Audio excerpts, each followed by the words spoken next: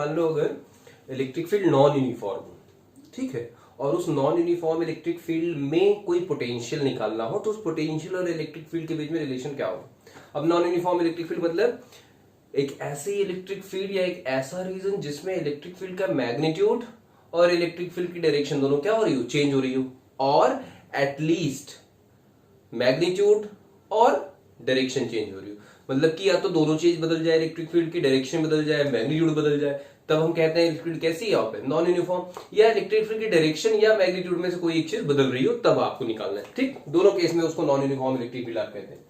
जैसे for example मान लो कि ये हमारे पास एक ऐसी एक रीजन है और उस रीजन में ऐसी कोई इलेक्ट्रिक फील्ड है।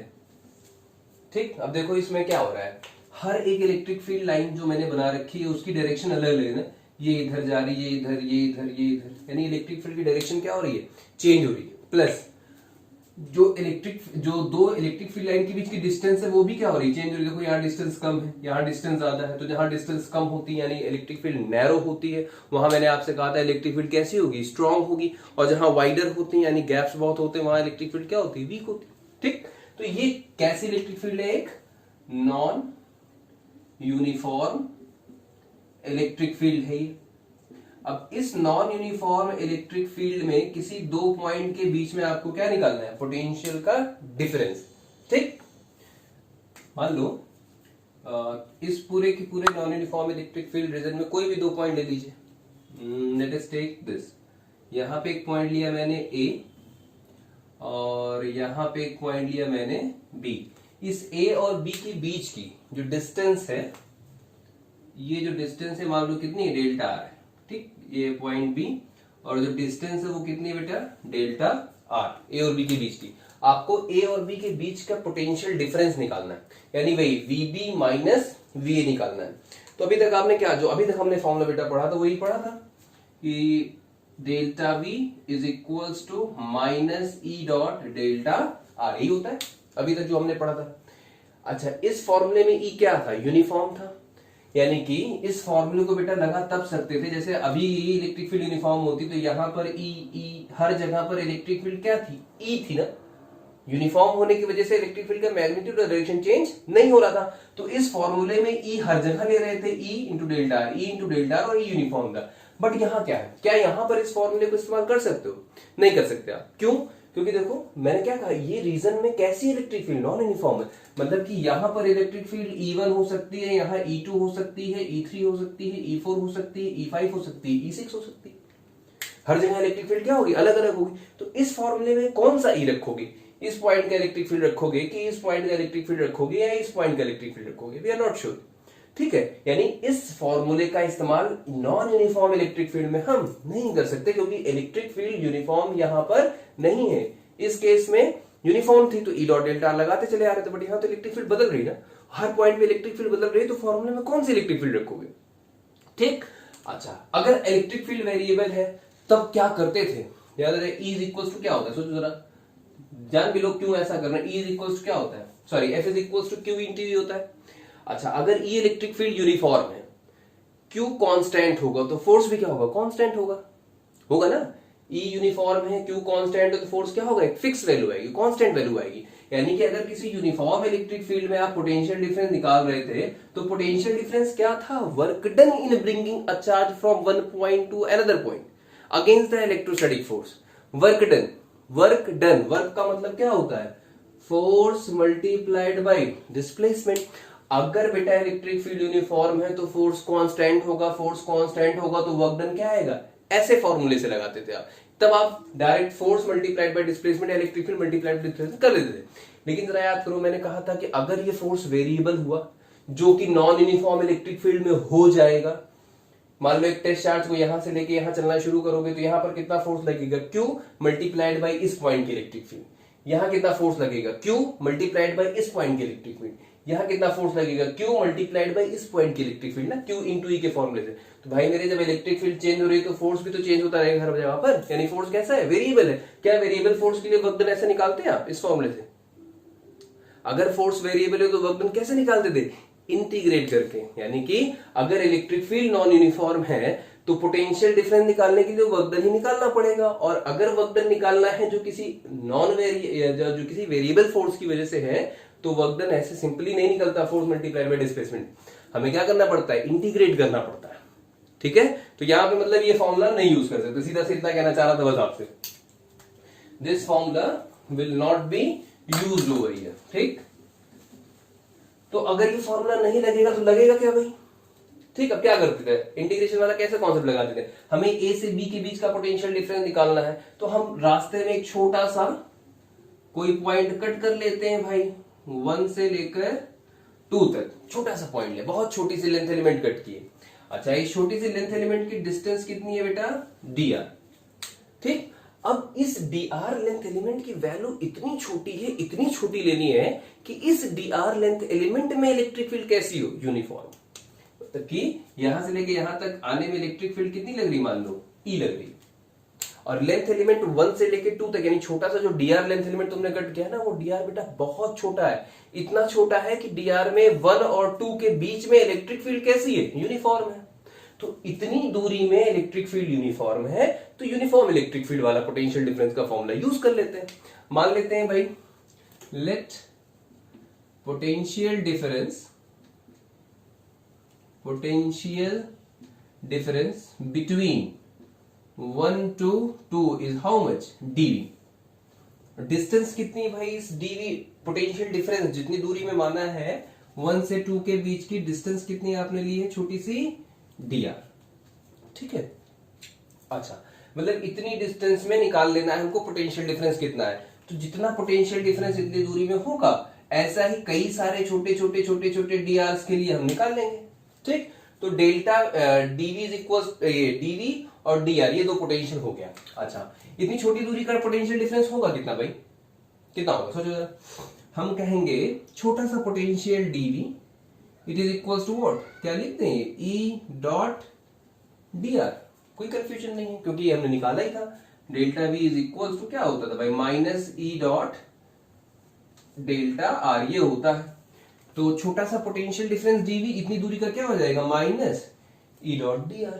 ठीक, अच्छा, और ये ऐसा क्यों कर रहा हूं, क्योंकि ये dr लेंथ एलिमेंट बहुत छोटा ले रखा है बेटा, इतना छोटा ले रखा है कि इलेक्ट्रिक फील्ड उतनी दूर यूनिफॉर्म है, तो यूनिफॉर्म इलेक्ट्रिक फील्ड की वजह से पोटेंशियल डिफरेंस की वैल्यू का फॉर्मूला इस्तेमाल कर लिया।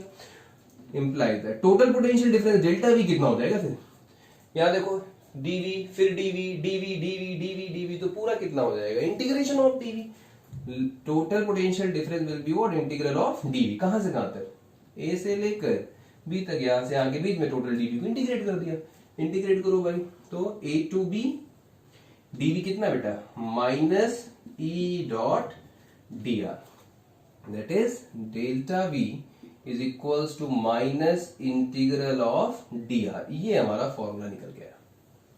ठीक है, नॉन यूनिफॉर्म इलेक्ट्रिक फील्ड में वैसे पहले भी कर चुके हो, non uniform electric field, non uniform force होता तो इंटीग्रेशन वाला फॉर्मूला यूज करते थे, वैसे यहां भी कर लिया आपने पोटेंशियल डिफरेंस का, तो delta v is equals to minus E dot dr। ठीक, delta v is equals to minus integral of E dot dr, कहां से कहां तक, a से लेकर b तक जाने में। ठीक है, तो इतने फॉर्मूले आपको ये पता चला, एक फॉर्मूला आपको ये पता चला delta v is equals minus E dot delta, ये कब होगा, जब E कैसी होगी, यूनिफॉर्म होगी, और एक फॉर्मूला हमें पता चला delta v is equals to minus E dot dr, ये कब होगा, जब E नॉन यूनिफॉर्म होगी। ठीक है, ये दोनों फॉर्मूले पता चला, और ये जो निकला है ना वो भी यहीं से निकला हुआ है। देखो, अगर इस E को मैं कह दूं यूनिफॉर्म है, मान लिया कि इलेक्ट्रिक फील्ड यूनिफॉर्म है, तो आपको पता है यूनिफॉर्म मतलब कांस्टेंट है, बदल रही है, तो कांस्टेंट का इंटीग्रेशन तो होता नहीं है, इंटीग्रेशन के बाहर आ जाएगा वो, तो इसको देखो इंटीग्रेशन के बाहर लाओगे, delta v is equals to minus ये E बाहर आ गया, इंटीग्रल ऑफ dr, ये बताओ dr dr dr dr dr integrate करोगे तो डेल्टा r ही तो मिलेगा, यानी कि इस dr को इंटीग्रेट करोगे तो क्या मिलेगा, डेल्टा r, वही तो मिला जो पहले था आपका, ये कोई नई चीज नहीं है, बस क्या है कि इलेक्ट्रिक फील्ड कैसी, नॉन यूनिफॉर्म। ठीक, इतनी बात समझ में आ गई कि अगर नॉन यूनिफॉर्म इलेक्ट्रिक फील्ड होगी तो delta v is equals to minus integral E dot dr formula use करेंगे। ठीक है, अब अगर इसमें एंगल वगैरह दिया गया हो, मान लो जैसे एक बहुत ही इंपॉर्टेंट फॉर्मूला यूज किया जाता है, वो बताना चाह रहा हूं, बुक्स में लिख देते हैं उसको, E इज इक्वल्स टू, जैसे मान लो ये लिखा ना आपने, delta V is equals to minus, अगर मान लो एंगल वगैरह कुछ नहीं है तो ये ई डॉट डी आर, ये ऐसे लिख देते हैं, तो E is equals to minus D V by D R, ये भी कहीं लिख दिया था। अब ये फॉर्मूला अगर कहीं बुक में आपको दिखा है तो ये गलत नहीं है बेटा, ये फॉर्मूला भी सही है, बट कुछ जगह मैं भी देख रहा था उसमें बोल दिया जा रहा है कि ये फॉर्मूला गलत है। ये फॉर्मूला गलत नहीं है, ये फॉर्मूला कंडीशनल है। ये जो फॉर्मूला आपने लिखा है ना delta V is equal minus C dot D R, अगर इस फॉर्मूले में थीटा की वैल्यू 0 हो जाए, यानी इलेक्ट्रिक फील्ड और D R displacement vector in the direction of electric field अगर आप ले लोगे तो थीटा 0 आएगा। थीटा 0 आएगा तो ई डॉट डी आर इंटीग्रेट वगैरह करोगे तो कुछ ऐसा मिलेगा, जैसे मान लो इंटीग्रेट कर दिया तुमने, ई डॉट डी आर है, इसको इंटीग्रेट करोगे तो पूरा डेल्टा आर वगैरह सब मिलेगा। ये फॉर्मूला आप तब लगा सकते हो जब ई और डी आर दोनों के बीच में एंगल कितना हो, 0 हो। तो जहां जहां बुक्स में ये फॉर्मूला लिखा जाएगा ना, E is equal to minus DV by D R, वहां वहां ऑटोमेटिकली आप देखेंगे तो इलेक्ट्रिक फील्ड और डिस्प्लेसमेंट वेक्टर के बीच की डिस्टेंस जो एंगल है वो कितना होगा, 0 होगा। तो ये मत कहो कि ये फॉर्मूला गलत है, ये फॉर्मूला सही है, बस ये कंडीशनल है, ये हर जगह सही नहीं होगा, हर जगह सही नहीं होगा। कब सही होगा, जब ई और डी आर के बीच में एंगल कितना बनेगा, 0 डिग्री बनेगा, तो E is equal to minus DV by D R आएगा। और ये जो लिखा गया ना, इसको बेटा एक नाम दिया गया, इसको कहते हैं हम क्या, पोटेंशियल ग्रेडियंट। इस वर्ड को याद रखना, it is called potential gradient. Gradient शब्द याद है ना, किसी भी क्वांटिटी का ग्रेडियंट क्या होता है, डिवाइडेड बाई डिस्टेंस। पोटेंशियल को डिस्टेंस से डिवाइड कर दिया, क्या आ गया, पोटेंशियल ग्रेडियंट आ गया। ठीक, तो बुक्स में ये वर्ड आपको मिलेगा, पोटेंशियल ग्रेडियंट। मतलब इलेक्ट्रिक फील्ड क्या होता है, electric field is the negative of the potential gradient, या electric field is the negative of the slope of v versus r graph. ये भी आप कह सकते हो कि v और r का जो ग्राफ होगा भाई dy बाई dx क्या होता है, स्लोप ही तो होता है। ये लिखते हैं ना m is equal to dy by dx, slope ही तो एक तरीके से, यानी v बाई r का जो ग्राफ होगा उसका जो स्लोप आएगा वो नेगेटिव आएगा, और वो स्लोप किसके बराबर होगा, इलेक्ट्रिक फील्ड के बराबर होगा उस रीजन में। ठीक है, तो ये वर्ड याद रखना, पोटेंशियल ग्रेडियंट। देन कंप्लीट हो गया। अब देखो ये जो तुमने लिखा है ना, dv is equal to minus C dot D R, अब इसी में आपको दो तरीके क्वेश्चन, जैसे मैंने आपसे पहले भी कहा था कि इलेक्ट्रिक फील्ड दिया होगा तो पोटेंशियल पूछा जाएगा, पोटेंशियल दिया होगा तो इलेक्ट्रिक फील्ड पूछा जाएगा। प्लस एक कंफ्यूजन हमारे मन में आ गई कि सर अगर ये थीटा एंगल 0 नहीं है तब कैसे होगा भाई। अगर ई डॉट डी आर अगर डायरेक्टली देखा जाए तो ई डॉट डी आर सॉल्व करोगे, ई डी आर कॉस 0 हो जाएगा, वही बाहर निकालोगे, डी आर जो भी आपका डिस्प्लेसमेंट वेक्टर होगा उसकी वैल्यू मिल जाएगी। लेकिन अगर 0 नहीं है तो क्या करोगे, ठीक है, तो उसकी एक लंबी चौड़ी डिस्क्रिप्शन है, आओ उसको निकाल लेते हैं। और वही सही है, वो 100% सही होगा, जो डेरिवेशन अभी निकालने जा रहे रिलेशन वो इलेक्ट्रिक फील्ड वगैरह के बिल्कुल सही होगा। देखो कैसे निकालते हैं, potential difference dv for the displacement dr is what, minus E dot dr, यही निकाला था। ठीक, यही शुरू करते हैं। ठीक है, अब हमको ये पता है कि इलेक्ट्रिक फील्ड नॉन यूनिफॉर्म है। अगर इलेक्ट्रिक फील्ड नॉन यूनिफॉर्म है तो इलेक्ट्रिक फील्ड एक्स एक्सिस के लॉन्ग भी हो सकती है, वाई एक्सिस के लॉन्ग भी हो सकती है, और जेड एक्सिस के लॉन्ग भी हो सकती है। डिस्प्लेसमेंट एक्स एक्सिस के लॉन्ग भी हो सकता है, वाई एक्सिस के लॉन्ग भी हो सकता है, और जेड एक्सिस के लॉन्ग भी हो सकता है। ये तो हुआ ना नॉन यूनिफॉर्म का मतलब। तो अगर ऐसा है तो कैसे लिखते हो, एक ऐसी इलेक्ट्रिक फील्ड जो एक्स वाई जेड एक्सिस में होगी उसको कैसे लिखते हो, कार्टेशियन फॉर्म में लिखते हो। और लिखे ई जो इलेक्ट्रिक फील्ड है उसको क्या ये लिख सकते हो, E X I cap plus E Y J cap plus E Z K cap लिख सकते हो। इलेक्ट्रिक फील्ड नॉन यूनिफॉर्म, देखो इलेक्ट्रिक फील्ड का ये कौन सा कंपोनेंट है, E X is the component of electric field in X axis, E Y is the component of electric field in Y axis, and E Z is the component of electric field in Z axis, E Z K cap. ऐसे इस D R को देखो, D R vector को क्या लिख सकते हैं, इसको हम लिख सकते हैं डी एक्स इंटू आई कैप, ऐसे लिख दो, वेक्टर लगाने की भी कोई जरूरत नहीं है आपको। D X I cap D Y J cap plus D Z K cap लिख सकते हो। डिस्प्लेसमेंट वेक्टर ऐसे तो आर बराबर एक्स आई प्लस वाई जे प्लस जेड के लिखते तो डी आर बराबर क्या हो जाएगा, D X I cap plus D Y J cap plus D Z K cap. D x is the component of displacement vector in X axis, component of displacement vector in Y axis, and component of displacement vector in Z axis. ठीक, तो देखो ऊपर वाली equation क्या बन जाएगी, D V is equals to E की value put कर दो, माइनस जरा पुट करो E X I cap plus E Y Z cap plus E Z K cap, dot dot लगा, डी आर वैल्यू पूरी पुट करो, D X I cap plus D Y J cap plus D Z K cap. और क्यों ऐसा कर रहे हो, क्योंकि इलेक्ट्रिक फील्ड कैसी यूनिफॉर्म, मतलब एक्स वाई जेड किसी भी एक्सिस के लॉन्ग हो सकती है, ये किसी भी एक्सिस के लॉन्ग हो सकता है। इसके पहले वाले केस में क्या कर रहे थे, या तो इलेक्ट्रिक फील्ड एक्स एक्सिस के लॉन्ग थी तो डिस्प्लेसमेंट भी एक्स एक्सिस के लॉन्ग वाले लोगे, क्योंकि बाकी सबके साथ डॉट प्रोडक्ट क्या आ रहा था, 0 आ रहा था। ठीक, डॉट प्रोडक्ट सॉल्व करो, आता है आपको डॉट प्रोडक्ट सॉल्व करना, सिखाया था आपको कि डॉट प्रोडक्ट जब निकालते हैं तो आई का आई के साथ 1 मिलेगा, बाकी सबके साथ क्या होगा, 0 हो जाएगा। ठीक, डॉट प्रोडक्ट देखो, E X I cap dot D X I cap, minus बाहर ऐसे रहने दो, E X dot D X क्या आ जाएगी, आएगा E X into D X I dot I 1, बाकी आई का जब वाई के साथ करोगे या जे कैप के साथ करोगे तो डॉट प्रोडक्ट कितना आएगा, 0, और इस एक्स का जब इसके साथ करोगे तब भी डॉट प्रोडक्ट क्या आएगा, 0, क्योंकि देखो I dot J 0 I dot के 0, क्या बचेगा, E X into D X plus ऐसे ही E Y J cap dot D X I cap 0 हो जाएगा, क्योंकि देखो J dot I 0,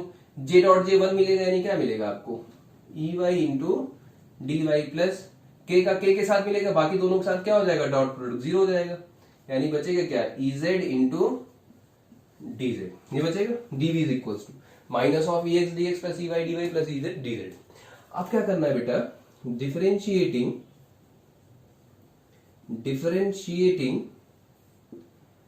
the above equation partially with respect to x। अब आपने कंप्लीट डिफरेंशिएशन तो पढ़ा है, पार्शियल डिफरेंशिएशन जान लो क्या होता है। पार्शियल डिफरेंशिएशन का मतलब जैसे कोई इक्वेशन दी गई है, उस इक्वेशन को पार्शियली अगर डिफरेंशिएट करोगे किसी एक वेरिएबल के रिस्पेक्ट में, तो उसके रिस्पेक्ट में दूसरे वेरिएबल्स का डिफरेंशिएशन हमेशा 0 होगा। जैसे मान लो लिखा है x plus Y plus Z, और मैंने कहा है इसको पार्शियल डिफरेंशिएट करो बेटा, पार्शियल डिफरेंशिएशन, तो पार्शियल डिफरेंशिएशन का सिंबल डेल होता है, डेल। ठीक है, जैसे मान लो मैंने लिखा है ये y is equal to this, मैंने कहा पार्शियली इसको डिफरेंशिएट करो विद रिस्पेक्ट टू x, तो इक्वेशन लिखी जाएगी del y by del x। इसका मतलब है partial differentiation of y with respect to x। और जब आप ऐसा करोगे तो x के अलावा बाकी जितने भी वेरिएबल्स हैं उन सबको आप मानेंगे क्या, कांस्टेंट। तो x के अलावा यहाँ कौन कौन से वेरिएबल है, y और z है, तो yz क्या माना जाएगा, कांस्टेंट माना जाएगा। अच्छा, डिफरेंशिएशन का मतलब क्या होता है भाई, डिफरेंशिएशन का मतलब आपसे मैंने कहा था होता है चेंज। ठीक है, चेंज निकालते हैं। ठीक, ये पहले ही सिखा चुका हूं डिफरेंशिएशन में। अगर चेंज निकालना है और आप कह रहे हो कि आपको इस इक्वेशन को पार्शियली डिफरेंशिएट करना है x के रिस्पेक्ट में, और पार्शियल डिफरेंशिएशन जिस वेरिएबल के रिस्पेक्ट में होना है उसके अलावा बाकी सब कांस्टेंट, तो भाई मेरे y और z तो कांस्टेंट हो गया, और y और z अगर कांस्टेंट तो क्या y z में कोई चेंज आएगा, नहीं आएगा। और y z में अगर चेंज नहीं आएगा तो y और z का डिफरेंशिएशन क्या होगा, 0 होगा, 0 होगा।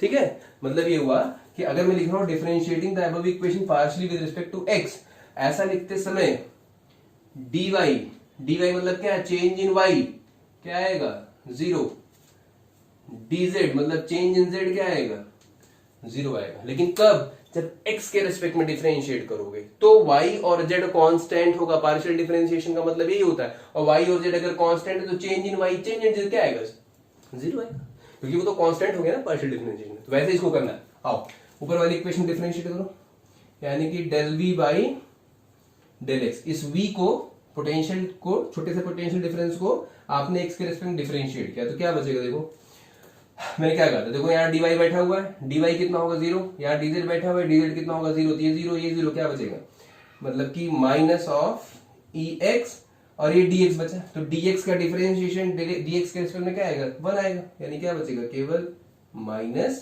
ex बचेगा। ठीक है, don't be confuse, partial differentiate किया v के रिस्पेक्ट में तो del v by del x। अब x के रिस्पेक्ट में डिफरेंशिएट होगा तो केवल x वेरिएबल ट्रीट किया जाएगा, बाकी सब कांस्टेंट। dz कांस्टेंट था, ये दोनों कांस्टेंट, तो dz dy क्या आ गया, 0, वैल्यू 0 कर दी, ex बाहर आया, dx का डिफरेंशिएशन पार्शियली x के रिस्पेक्ट में कितना आएगा, 1 आएगा, माइनस x आएगा। ठीक है, सिमिलरली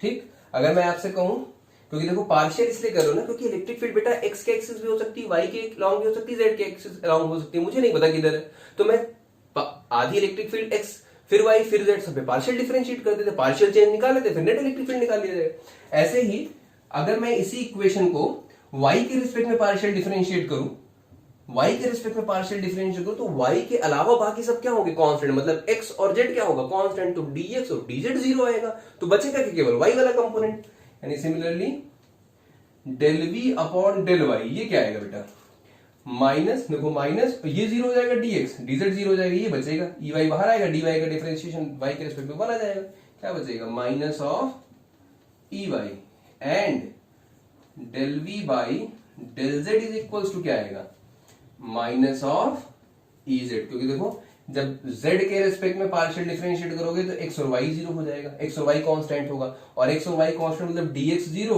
dy जीरो, तो z बचेगा माइनस ऑफ ez, यानी कि जो पोटेंशियल डिफरेंस था पार्शियली x एक्सिस के लॉन्ग कितना आएगा माइनस ex, y एक्सिस के लॉन्ग कितना आएगा माइनस ऑफ ey, और z एक्सिस के लॉन्ग कितना आएगा माइनस ऑफ ez। तो नेट इलेक्ट्रिक फील्ड क्या होगी, देखो नेट इलेक्ट्रिक फील्ड और निकाले भाई, यही तो आपने लिखा था इलेक्ट्रिक फील्ड, ये यही है ex ey ez, ex निकल गया, ey निकल गया, ez निकल गया, उठा के वैल्यू पुट कर दो, बात खत्म हो गई। Therefore net electric field will be what, देखो ex into y cap, ex कितना निकाला बेटा minus of del v by del x ना, ex वैल्यू क्या हो जाएगी minus of del v by del x, put कर दो यहाँ पे minus of del v by del x multiplied by i cap, ey कितना आएगा minus of del v by del y, यानी minus of del v by del y into J cap, और ऐसे ही ez कितना आएगा minus of del v by del z, minus of del v by del z, ये आपका equation निकल के आया, ठीक है। जो ओवरऑल वैल्यू निकल के आई पूरी पूरी इलेक्ट्रिक फील्ड की, और रिलेशन जो निकल के आया वो ये आएगा minus del v by del x I cap minus del v by del y J cap minus del v by del z k cap. This is the exact relation between electric field and potential difference. ठीक है, यानी अगर non uniform electric field है तो आप simply dv by dx नहीं कर सकते, ठीक है, उसके लिए आपको ऐसी कहानी पूरी करनी पड़ेगी, ठीक है। अभी इस पे क्वेश्चन मैं करा दे रहा हूं, परेशान मत हो, इस पे क्वेश्चन कराएंगे तो और अच्छे समझ में आएगा।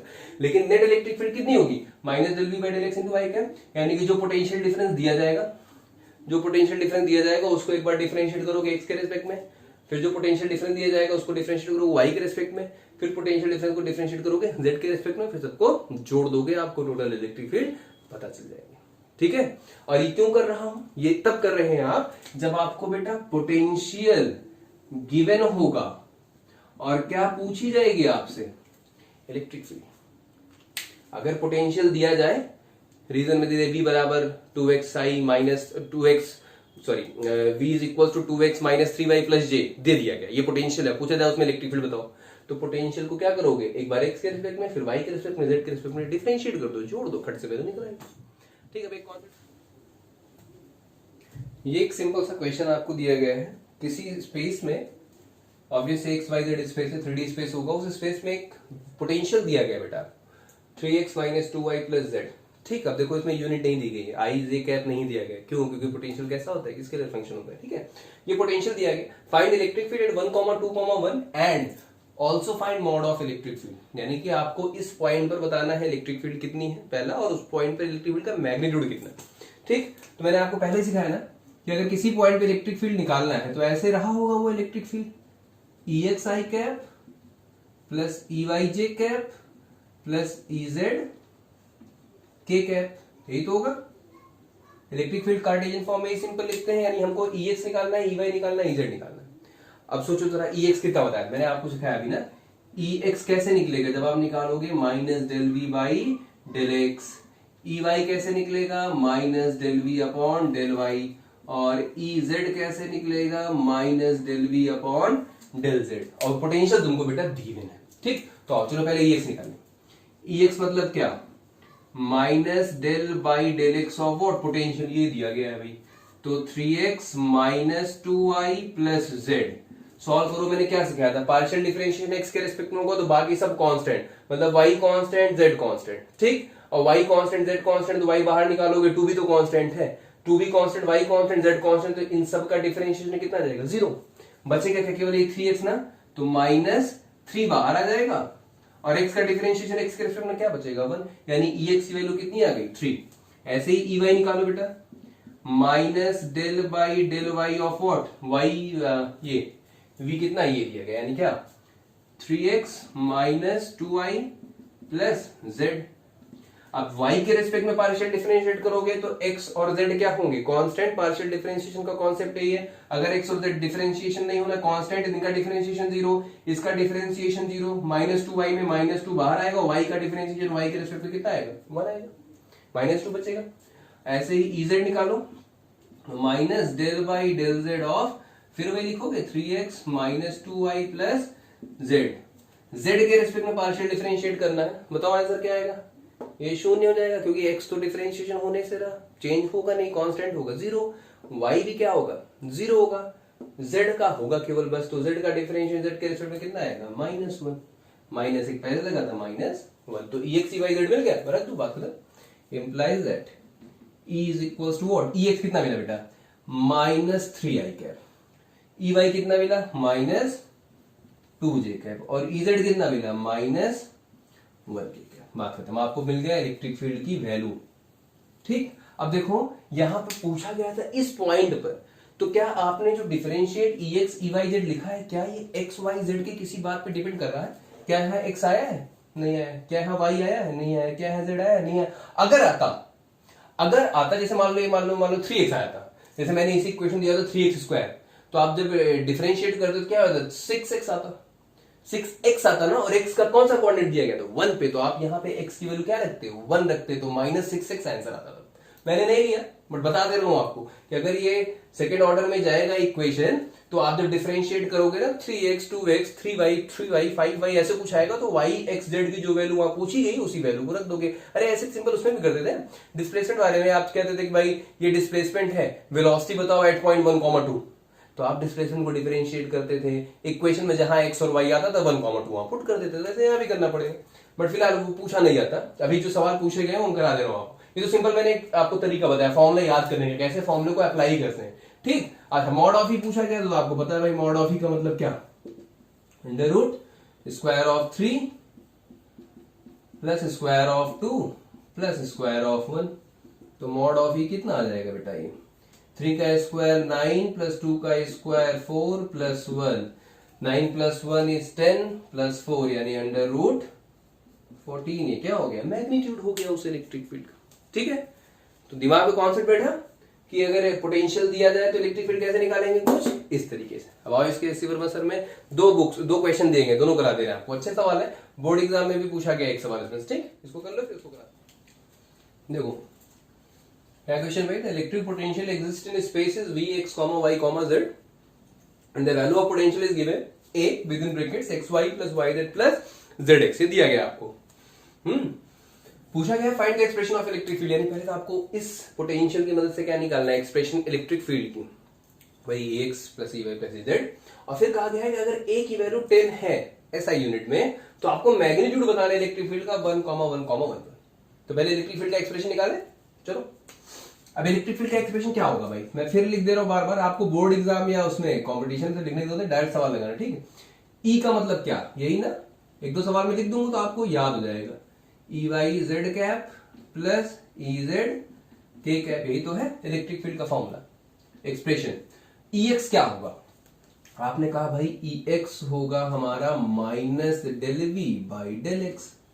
ठीक, ये है बेटा V दिया गया है। अब इस पूरे इक्वेशन को क्या करना पड़ेगा, x के रिस्पेक्ट में पार्शियल डिफरेंशिएशन करना पड़ेगा। अच्छा, पार्शियल डिफरेंशिएशन जब करोगे तो y और z x के रिस्पेक्ट में क्या होंगे, कांस्टेंट, और dx dy dz क्या आने वाला है, 0। डायरेक्ट करें, एक लिख के कर दो फिर डायरेक्ट कर दे, जैसे इसको क्या लिखोगे, minus del by del x, कितना दिया गया है, v की वैल्यू देखो कितनी दी गई, a x y plus y z plus z x, ये दिया गया है। तो a तो कांस्टेंट है, पहले इसको बाहर कर लो, इसको पहले ही बाहर कर लो। ठीक, चलो अब देखो x के रिस्पेक्ट में करना है, तो देखो यहां भी x है, यहां वाई जेड है, यहां जेड एक्स है, तो x के रिस्पेक्ट में y और z क्या होंगे, कांस्टेंट, और y z का डिफरेंशिएशन 0 हो जाएगा, करना ही नहीं। तो इस पूरे टर्म का डिफरेंशिएशन कितना हो जाएगा, 0। यहां पर देखो इसका जब करोगे, यानी कि ex is equals to minus A, बाहर रहने दो। अब इसमें देखो x के रिस्पेक्ट में y कांस्टेंट, तो y बाहर आएगा, और x का डिफरेंशिएशन इसके रिस्पेक्ट में 1, यानी क्या बचेगा, माइनस ए वाई, इसका 0 हो गया। यहां देखो z x के रिस्पेक्ट में करना है डिफरेंशिएशन ना पार्शियल, तो x के रिस्पेक्ट में z कांस्टेंट, z आ गया बाहर, माइनस ए पहले से था बाहर, यानी माइनस ए इंटू जेड, देखो माइनस ए और यहाँ जेड बाहर आ गया, एक्स का डिफरेंशिएशन एक्स के रिजल्ट कितना आएगा 1, यानी कुल मिला के क्या बचेगा, इसको लिख सकते हो ना, माइनस ए बाहर निकाल लो तो वाई प्लस जेड ये बचा। ठीक, सिमिलरली और वाई निकालें ई वाई, तो ई वाई क्या होगा भाई, minus del we upon del y, y के रिस्पेक्ट में पार्शियल डिफरेंशिएशन करोगे।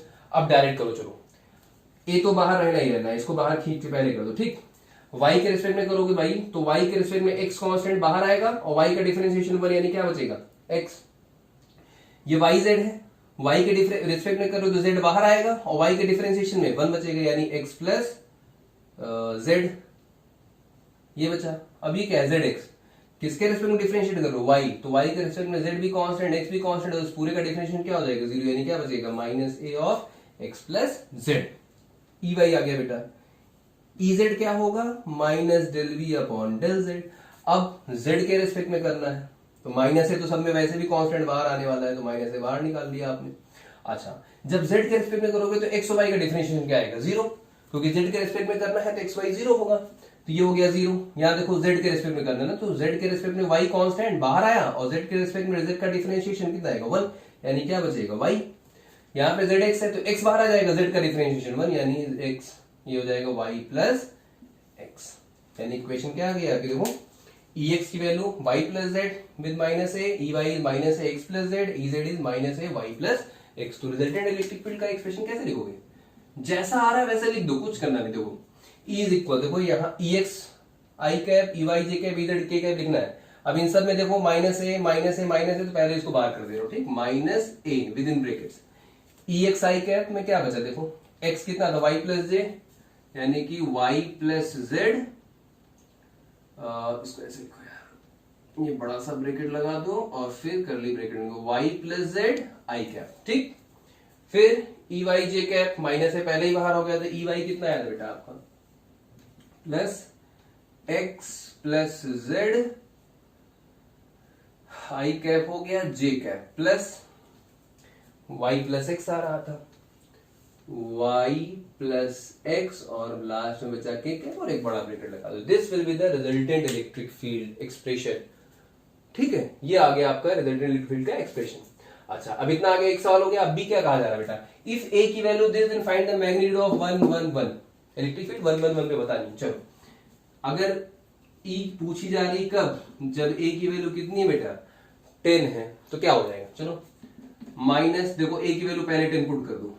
अब जैसे मैं भी पहले सिखा रहा था ना, मुझे ये वाई जेड एक्स वाई ये सब कोऑर्डिनेट दिए गए हैं, ये y coordinate z coordinate x coordinate z coordinate y coordinate x coordinate पर इलेक्ट्रिक फील्ड है। हमसे किस एक्स वाई जेड पे पूछा गया है 1 1 1 पर, तो एक्स की जगह 1, वाई की जगह 1, जेड की जगह 1 रख दो, बात खत्म हो जाएगी। तो यहाँ देखो 1 प्लस 1 कितना आएगा 2 आई कैप प्लस यहाँ क्या आ जाएगा, देखो x प्लस जेड, फिर 1 प्लस 1 2 जे कैप प्लस 2 के कैप इंप्लाइज दैट ई, देखो ये तो वेक्टर हो गया। अगर मैं मॉड एक और निकाल दो एट 10, इसको सॉल्व करो क्या आ जाएगा minus 20 I cap minus 20 J cap minus 20 के कैप। अगर मॉड पूछा गया है तो क्या करना पड़ेगा, रूट निकाल दो, बात खत्म हो जाएगी।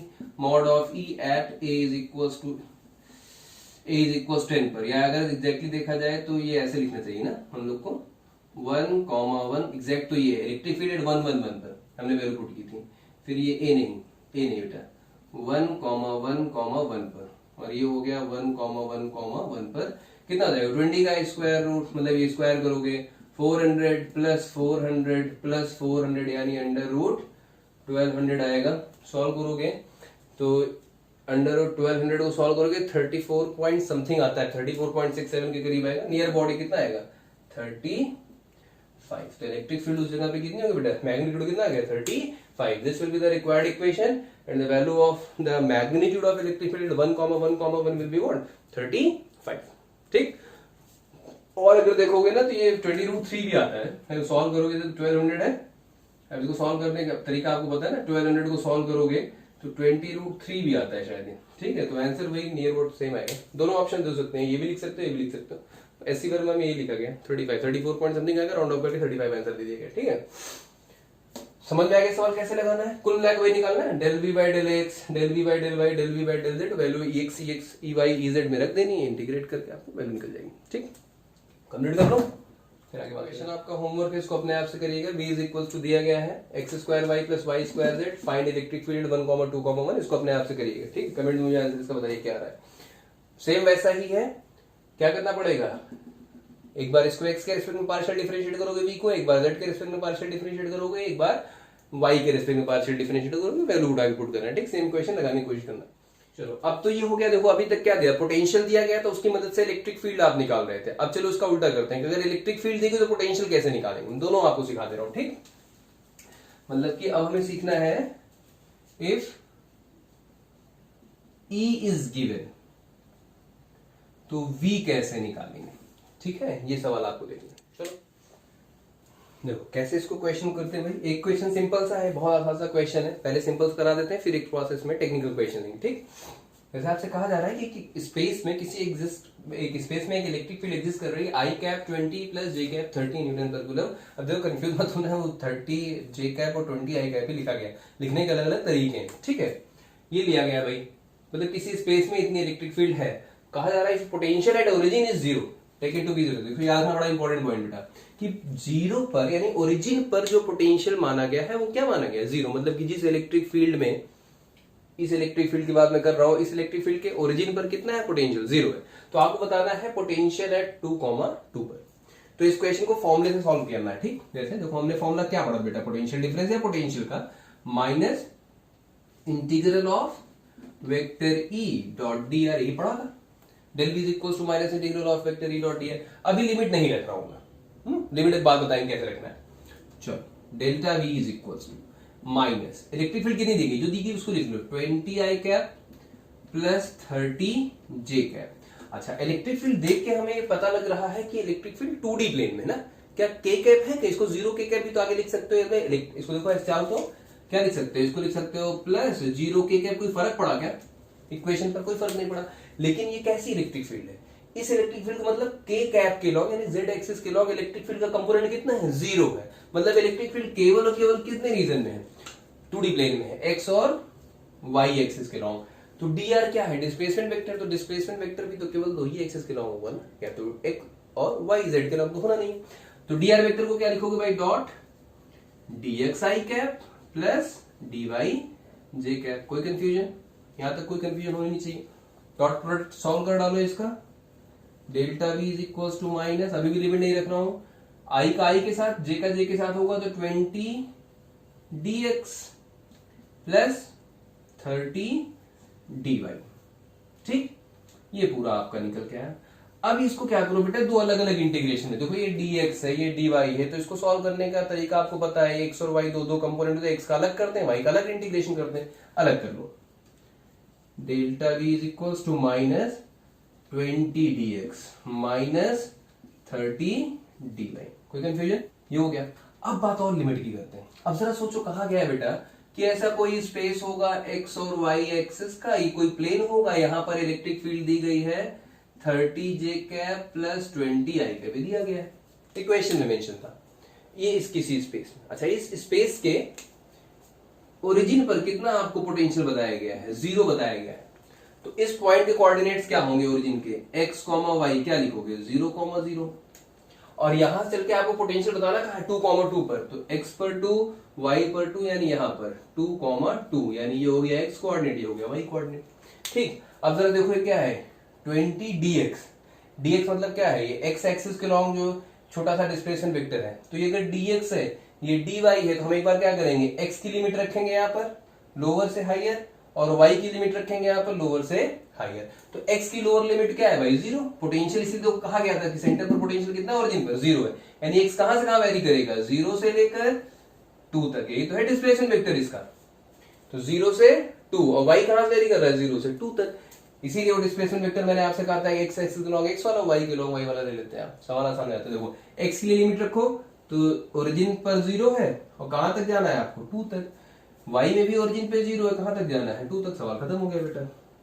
implies that delta v is equals to minus, इसको इंटीग्रेट करो तो 20 का इंटीग्रेशन तो होगा नहीं, बाहर आ गया, dx का इंटीग्रेशन क्या आएगा, x dx का इंटीग्रेशन क्या होता है x, मतलब इसको ऐसे लिखते हैं -20 और dx का इंटीग्रेशन x कहां से कहां तक 0 से 2 तक, -30 बाहर आ गया और dy का इंटीग्रेशन कितना आएगा बेटा y कहां से कहां तक 0 से 2 तक। अब आपको पता है लिमिट पुट करते हैं, जिसको इंटीग्रेट किया अपर लिमिट फिर minus lower limit, upper limit minus lower limit, क्या आ जाएगा देखो ये आपका आ जाएगा बेटा delta v is equals to, इसमें देखो अपर लिमिट रखोगे 2 -0 यानी -20, अपर लिमिट आएगी 2 लोअर लिमिट आएगी 0, -30 अपर लिमिट आएगी 2, y के जगह रखोगे लोअर लिमिट क्या आएगी 0 आएगी। सॉल्व कर लिया आपने, सॉल्व कर दो, delta v is equals to देखो 2 40 -40 और यहाँ क्या बचेगा -60 यानी कितना आ गया बेटा -100 वोल्ट, यानी पोटेंशियल डिफरेंस कितना आ गया -100 वोल्ट। देखो कहीं आई जे के का जिक्र ही नहीं हुआ, क्यों? क्योंकि पोटेंशियल डिफरेंस है ना, पोटेंशियल कैसा फंक्शन होता है, स्केलर फंक्शन होता है, अरे नहीं, ठीक है। ये आपको पोटेंशियल, तो पोटेंशियल निकालना हो इलेक्ट्रिक फील्ड से तो ये अप्रोच अपनाएंगे, और इलेक्ट्रिक फील्ड से पोटेंशियल से इलेक्ट्रिक फील्ड निकालो जैसे पहले बताया था। इस पे एक दो क्वेश्चन और आपको करा देते हैं। Sure, potential at origin. Next question क्या है बेटा, क्वेश्चन पलट दिया इस बार। An electric field E is equals to I cap AX exists in the space where A is 10 volt per meter square. Take the potential at 10,20 is 0. 10,20 metre पर electric potential 0 दिया गया ना, find the potential at origin. Simple सा question वैसा ही ना, फिर लगाओगे भाई देखो, बस इस बार ओरिजिन पर नहीं 0 दिया गया है तो लिमिट लगाने के तरीके में अंतर आएगा, बाकी पूरा क्वेश्चन वैसा ही, minus integral of E dot dr। Electric field किस एक्सिस के लॉन्ग, देखो केवल आई कैप के लॉन्ग, तो dr भी केवल x एक्सिस वाला ही दिया जाएगा, यानी कि E dot dr is equals to, solve करो इसको, माइनस इलेक्ट्रिक फील्ड कितनी दी I इंटू ax, और a की वैल्यू कितनी दी गई 10, यानी क्या a की वैल्यू हो गई 10, x और I के वही तो a की वैल्यू पुट कर दी मैंने 10 x I कैप, ये हो गई इलेक्ट्रिक फील्ड, डॉट dr मतलब क्या हुआ dx I कैप होगा केवल इस बार, क्योंकि x एक्सिस के लॉन्ग इलेक्ट्रिक फील्ड दी गई है बस, लेकिन वेरिएबल नहीं, ये मत कह देगा x axis long electric field variable है, क्यों? क्योंकि x बैठा हुआ है, x बैठा हुआ मतलब x की वैल्यू 1 हो सकती है, 2 हो सकती है, 3 हो सकती है, मतलब इलेक्ट्रिक फील्ड क्या हो रही है, वेरी हो रही है। तो ये मत सोचना कि अच्छा केवल x एक्सिस के लॉन्ग इलेक्ट्रिक फील्ड सेम है या चेंज नहीं हो रही है। मैंने क्या कहा था, इलेक्ट्रिक फील्ड वेक्टर है, इस बार डायरेक्शन नहीं चेंज हो रही, बट क्या चेंज हो रहा है उसका, मैग्नीट्यूड चेंज हो रहा है। जैसे जैसे x को बदलोगे मैग्नीट्यूड क्या होगा, चेंज होता जाएगा। मतलब अभी भी आप नॉन यूनिफॉर्म इलेक्ट्रिक फील्ड के केस में कभी कभी आप इसको जो है ना यूनिफॉर्म इलेक्ट्रिक फील्ड मान के डायरेक्ट कर देते हैं, गलत हो जाएगा, गड़बड़ हो जाएगा फिर, ठीक। चलो, implies that delta v is equals to 10x into dx, मतलब क्या आएगा देखो, इंटीग्रेट कर दे डायरेक्ट, देखो पहले डॉट प्रोडक्ट सॉल्व करो। चलो 10x इंटू dx मतलब क्या बचेगा 10x dx, अब कहां से कहां तक जाना है, लिमिट पुट करो भाई, डॉट प्रोडक्ट सॉल्व किया, i डॉट i 1 हो गया, 10x इंटू dx ये आ गया, डॉट प्रोडक्ट आपका। अब लोअर से हायर लिमिट जाना है। अब देखो यहां कहा गया बेटा कि 0 जो पोटेंशियल है, take the potential at this point is 0, ठीक है, यानी कि 10,20 पर पोटेंशियल 0 है। 10 मतलब x axis, 20 metre y coordinate दिया गया है, तो केवल एक ही कोऑर्डिनेट है, मतलब और आपको जाना कहां है, पोटेंशियल 0 वहां निकालना है, क्या कहते हैं ओरिजिन पर। तो लोअर लिमिट क्या रखी जाएगी बेटा 10, x की लोअर लिमिट क्या हो गई 10 मीटर, क्योंकि इस पॉइंट पे पोटेंशियल कितना दिया गया 0, निकाल तो पोटेंशियल ही रहे हो, तो लोअर लिमिट 10 और कहां तक ओरिजिन तक जाना है, तो ओरिजिन तक जाओगे तो x की वैल्यू कितनी हो जाएगी 0। क्या y कोऑर्डिनेट रखने की जरूरत है ही नहीं है, z y एक्सिस तो है ही नहीं, बात ही खत्म, सवाल देखो फट से हो गया। 10x बाहर निकाल लो, सॉरी 10 बाहर निकाल लो, x dx बचा है, x का इंटीग्रेशन क्या हो जाएगा x की पावर 1 प्लस 1 अपॉन 1 प्लस 1 कहां से कहां तक 10 से 0 तक, implies that delta v is equals to -10 x square by 2 आएगा, ये x स्क्वायर बाई 2 10 से लेकर 0 तक लिमिट पुट कर दो, सवाल खत्म हो जाएगा बेटा। -10 अपर लिमिट रखोगे तो 0 का स्क्वायर बाई 2, भाई जिसको इंटीग्रेट किया उसी की रखोगे तो x की जगह 0 रख दो, माइनस लोअर लिमिट रखोगे तो 10 आएगा, यानी कि क्या 10 का स्क्वायर बाई 2। सॉल्व कर लीजिए, आपका आंसर तैयार है। Delta v is equals to -10, ये हो गया 0, 10 का स्क्वायर बेटा कितना 100, आगे एक माइनस लगा हुआ अपॉन 2, यानी कितना 100 अपॉन 2 ना 50 आ जाएगा, ठीक। That is delta v is equal, देखो माइनस माइनस हो जाएगा प्लस, और 15 into 10 यानी कितना आ जाएगा 500 volt. This will be the answer, delta v is equal to 500, यानी पोटेंशियल एट कहां पर ओरिजिन पर कितना आएगा 500 वोल्ट आ जाएगा। ठीक है, इतने टाइप के आपके क्वेश्चन हैं। क्वेश्चन और भी बहुत सारे हैं, किसी भी बुक को उठाओगे बहुत सारे मिलेंगे। कमोवेश पैटर्न सबका यही हो। और ज्यादा क्वेश्चन इसके मैं नहीं करा रहा हूँ, एससी वर्मा सर की बुक में उठाएंगे आपके बोर्ड लेवल पे इस पे सवाल कम मिलेंगे। इस कंपटीशन की बुक्स में आपको मिलेंगे, कोई भी शीट किसी भी ट्यूटोरियल्स की उठा लोगे वहां पे इस टॉपिक पे बहुत सवाल मिल जाएंगे। ठीक है, आप उसको कर सकते हैं। एक जो टॉपिक और था जो मैंने आपसे कहा था लास्ट के पहले वाले वीडियो में कि किसी उसके रिंग की वजह से किसी पॉइंट पर पोटेंशियल निकालना, वो कैसे होगा उसको बता देते हैं। ठीक है, क्योंकि एससी वर्मा सर में एक उसका एक अलग तरीके का क्वेश्चन दिया गया जिसमें इस वाले फॉर्मूले का इस्तेमाल किया गया। ठीक, तो क्वेश्चन ये भी है, सवाल अच्छा है, तो थोड़ा सा थियोरेटिकल भी है, कॉन्सेप्चुअल भी है, बढ़िया सवाल है overall. Consider circular ring of radius r. एक सर्कुलर रिंग है, बहुत पतली सी थिन सर्कुलर रिंग है जिसकी रेडियस आर दी गई, स्मॉल आर, और यूनिफॉर्म चार्ज डिस्ट्रीब्यूशन लैम्डा दिया गया है, चार्ज डेंसिटी दी गई उसकी lambda. Find electric potential at a point on the axis at a distance x from the centre of the ring. मतलब सबसे पहले एक रिंग ले लो, ये ले लिया आपने एक रिंग, ठीक, और ये रिंग बहुत पतली है। क्यों कह रहा हूं पतली है? क्योंकि क्या दिया गया है, यूनिफॉर्म चार्ज डिस्ट्रीब्यूशन लैम्डा, मतलब कैसी डिस्ट्रीब्यूशन दी गई है, लीनियर चार्ज डिस्ट्रीब्यूशन दिया गया, तो मतलब रिंग बहुत ही पतली होगी, इसलिए मैंने वो गेस किया। ठीक है, ऐसे ही आप भी गेस किया करो, जो दिया जाए उसे क्वेश्चन गेस कर लिया करो, मैक्सिमम जितना गेस कर सको सही, लेकिन ठीक है। तो एक रिंग ले लिया आपने, और इस रिंग की रेडियस बेटा आपको गिवन है small r. Find electric potential at a point of the axis at a distance x from the centre of the ring. अब अगर ये रिंग है, जैसे मान लो ये गोल सी मेरे हाथ में एक रिंग है, तो उस रिंग के सेंटर से जो लाइन पास होगी वही तो उसकी एक्सिस होगी। तो मान लो उसी रिंग को मैंने ऐसे ले लिया है, ये ऐसे रखा है, तो इस रिंग की एक्सिस ऐसे कोई पास हो रही है, ये हो गई इसकी क्या एक्सिस, ठीक। और इस एक्सिस की डिस्टेंस दी गई है eight a distance x from the centre of the ring. Ring का सेंटर है और यहां से x डिस्टेंस पर, इस पॉइंट पर आपको बताना है इस रिंग की वजह से पोटेंशियल कितना होगा। ठीक है, तो भाई क्या करोगे, मान लो कि भाई कि इस पे चार्जेस डिस्ट्रीब्यूटेड हैं ऐसे पूरे, कितने q। क्या इस q चार्ज की वजह से यहां पर निकाल सकते हो, देखो ये x है ये r है, तो ये डिस्टेंस आप बड़े आराम से बता सकते हो, क्या हो जाएगा under root of r square plus x square, है ना। कुछ वैसा है जैसे इलेक्ट्रिक फील्ड वैसा डायग्राम बन गया, बट इसमें कॉम्प्लिकेशन उतनी नहीं आई क्योंकि इसमें डायरेक्शन का कोई केस ही नहीं, पोटेंशियल स्केलर है। तो हम क्या करें, देखो इस पूरे चार्ज की वजह से यहाँ पे डायरेक्टली नहीं निकाल सकते कि इस पूरे चार्ज को मान लिया यहाँ पर और इसकी वजह से के क्यू बाई आर कर दिया। क्यों? क्योंकि पूरा चार्ज सरफेस पर डिस्ट्रीब्यूटेड है, पूरा चार्ज सरफेस पर डिस्ट्रीब्यूटेड है। ठीक है, तो हम वही करेंगे, इतनी दूरी मान लेंगे, छोटा चार्ज कितना है बेटा, डी क्यू है। इस डी क्यू की वजह से यहाँ पोटेंशियल कितना होगा, डीवी होगा। पोटेंशियल मान लो पॉइंट पी है, potential at P due to small charge D q कितना होगा। क्या करें आप, पूरे चार्ज को तो नहीं मान सकते, बट इस डी क्यू के लिए ये डिस्टेंस इतनी है तो इसके लिए तो के क्यू बाई आर लगा सकते हो ना। छोटा सा चार्ज डी क्यू है, ये डिस्टेंस आर है, तो D Q is equal, potential बराबर क्या होता है, के क्यू बाई आर।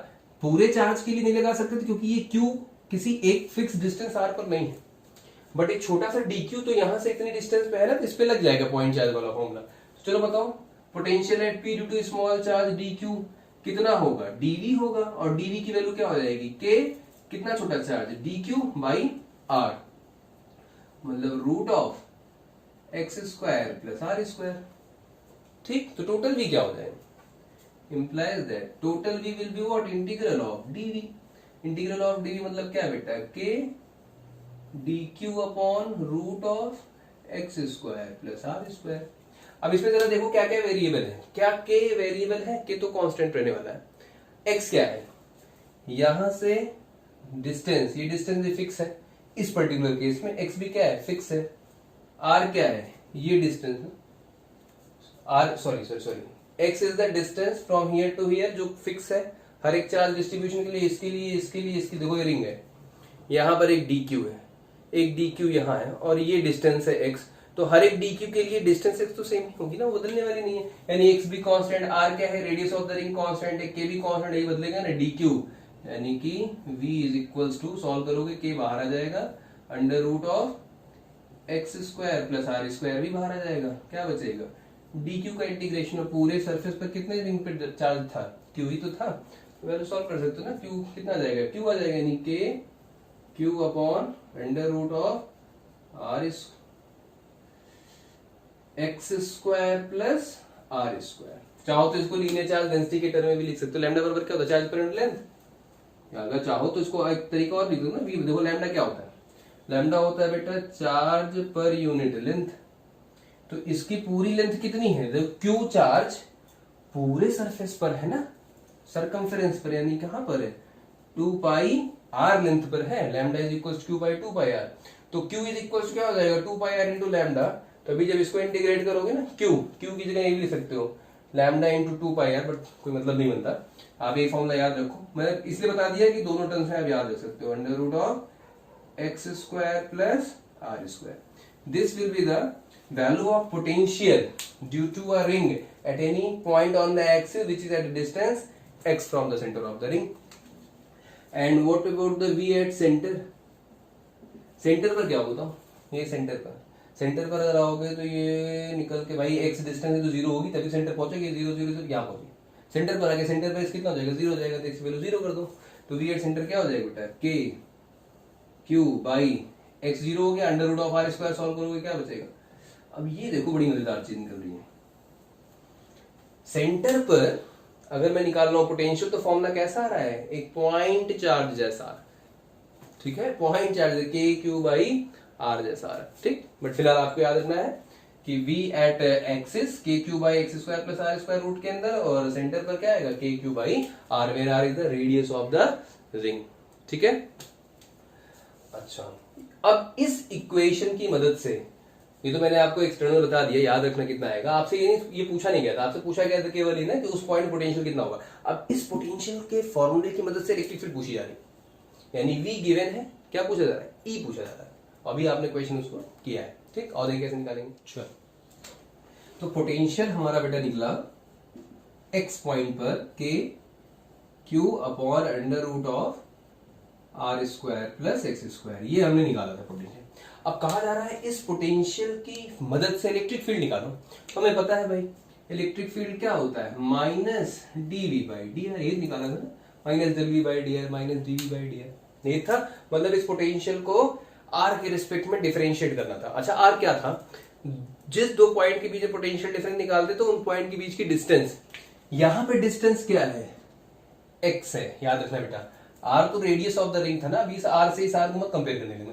ये आर क्या था, जिन दो पॉइंट्स के बीच पोटेंशियल निकाल रहे हो उसके बीच की डिस्टेंस। तो यहाँ पे डिस्टेंस कितनी थी भाई, उस पॉइंट पे जा रहे हो तो सेंटर से उस पॉइंट के बीच की डिस्टेंस कितनी ली थी, एक्स ली थी आपने रिंग में। तो यानी यहाँ पे आपको क्या निकालना है, माइनस डीवी बाई डीएक्स है, माइनस डीवी बाई डीएक्स, ठीक है। यानी कि यही पूरा इक्वेशन क्या करना पड़ेगा, डिफरेंशिएट करना पड़ेगा। और देखिए कैसे करेंगे, आसान सा है, कोई डरो नहीं।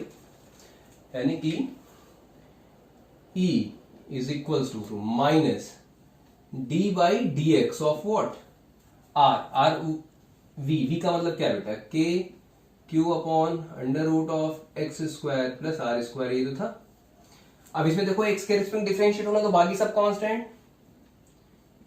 आप इसको डेल बाई डेल एक्स भी लिख सकते हो, है del by del x, but अब हम कभी यूज नहीं करेंगे del by del x, use करेंगे e is equals to minus d by D r, ठीक। e is equals to minus k q बाहर आ जाएगा, क्या बचेगा अंदर, d by d x of 1 upon x square plus are square, और इसकी पावर कितनी बेटा 1/2, ऊपर लेके चले जाओ इसको, तो ये क्या हो जाएगा, x square plus are square की पावर -1/2, ठीक।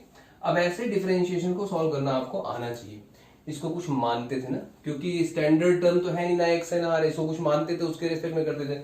इसको कुछ पुट कर दिया, मान लो टी मान लिया भाई, तो E is equals to minus k into q, इसको t मान लिया, तो t की पावर -1/2 को डिफरेंशिएट क्या हो जाएगा, t टू द पावर -1/2 का डिफरेंशिएशन क्या हो जाएगा, -1/2, t टू द पावर -1/2 -1, ये तो n x to the power n -1। तो देखो इसको जब डिफरेंशिएट करोगे t मानते हुए क्या आएगा बेटा, -1/2, t का मतलब यही ना जो माना है आपने, इसकी वैल्यू पुट कर दो, लगातार करते चल रहे हैं, ठीक। पावर -1/2 उसको सॉल्व करने में कितना, -1/2 -1 कितना जाएगा, -3/2, -3/2। फिर क्या सिखाया था कि जिसको कुछ मानते हैं उसको एक बार और डिफरेंशिएट करके इसे मल्टीप्लाई कर देते हैं। किसको माना था, इस पूरे टर्म को माना था, इस पूरे टर्म को t माना था, तो t का डिफरेंशिएशन हो गया half t to the power -3/2, ठीक।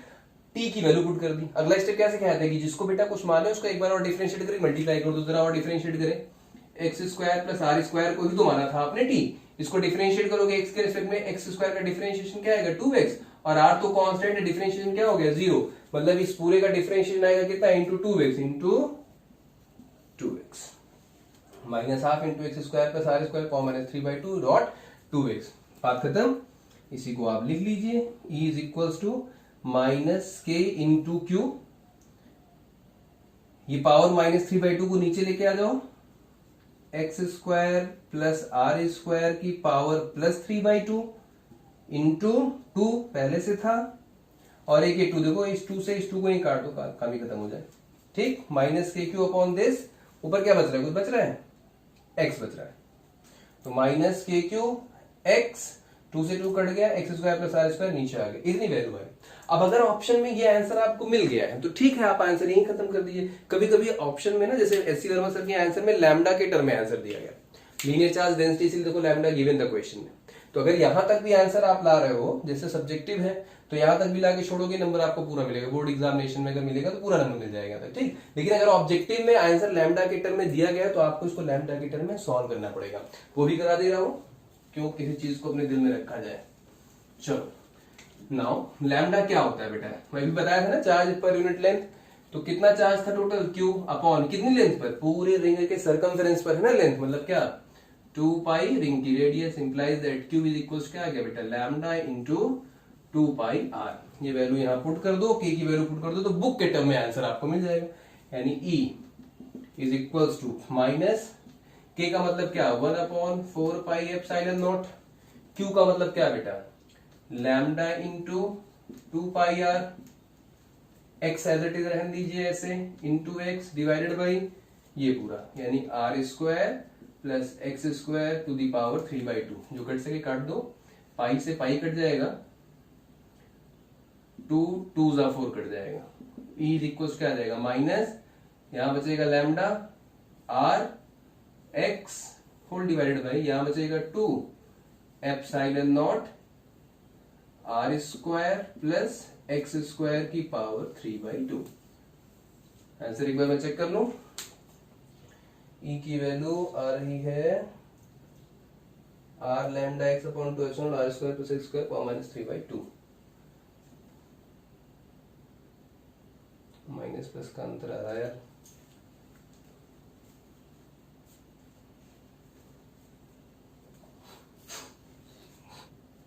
अच्छा ये देखो, ये माइनस आ रहा था, माइनस माइनस प्लस हो जाएगा यार, ये सब प्लस में आएगा बेटा, ये माइनस नहीं होगा प्लस होगा ना, देखो गलती, एक छोटी सी गलती हो गई, पूरा पूरा सवाल गलत हो गया, ये ठीक है, plus lambda r x upon 2 epsilon r square plus x square power 3/, इसको करेक्ट कर लेना, ये सब क्या है माइनस इंटू माइनस प्लस हो जाएगा ना, तो वैल्यू ऐसे आ जाएगी, ठीक है। तो इतने क्वेश्चन आपको ही कर लेने हैं, लीनियर कैसे इलेक्ट्रिक फील्ड से पोटेंशियल, पोटेंशियल से इलेक्ट्रिक फील्ड निकल सकता है। अब जो मैं आपको बताने जा रहा हूं इसको याद रखना है, जो फॉर्मूला भी यूज किया ना हम, जो हम लोग लिख रहे हैं E बराबर minus del we by del x, ठीक है। हम जो प्रॉपर वे में, ये जानकारी के लिए था, पता चल गया कि सही क्या है, सही ये है, लेकिन 99% केसेस में बेटा हम डायरेक्ट इसको ऐसे यूज करेंगे, E बराबर dv by dr with a minus sign, के इलेक्ट्रिक फील्ड और पोटेंशियल ग्रेडियंट में कैसा रिलेशन होता है, E बराबर माइनस dv बाई dr होता है, एक चीज। दूसरी चीज कि ये जो फॉर्मूला है इसको पोटेंशियल ग्रेडियंट आप कहते हैं। तीसरी चीज, इसका एक और फॉर्म आप यूज करेंगे, कैपेसिटेंस पढ़ाएंगे तो उसमें ये वाला फॉर्मूला बहुत यूज होगा, V बाई डी, ठीक है। इलेक्ट्रिक फील्ड बराबर potential divided by separation between the plates, अभी बात आएगी, लेकिन अभी इसलिए बता दे रहा हूं, ये सब एक जैसी चीज है। अंदर गहराई में जाके देखोगे तो बहुत बड़ा डिफरेंस आ गया था ना, del we by del x, d v by d बहुत अंतर है। बट नॉर्मली हम जो फॉर्मूले इसको क्वेश्चन या बुक्स में जो फॉर्मूले आपको मिलेंगे वो इस पे अगर मिल जा रहे हैं तो मत कहिए वो सवाल गलत है, उस सवाल में वो कंडीशन अंदर छुपी हुई है, जिस कंडीशन के अंदर एक इक्वेशन बिल्कुल सही होगी। गलत नहीं लिखा है, कोई बुक गलत नहीं लिखेगी बेटा, ठीक है। इतनी बातों याद रख लीजिए, फिर नेक्स्ट टर्न पे इसके आगे के टॉपिक पढ़ते हैं, तब तक पढ़ते रहिए, मस्त रहिए और खुश रहिए।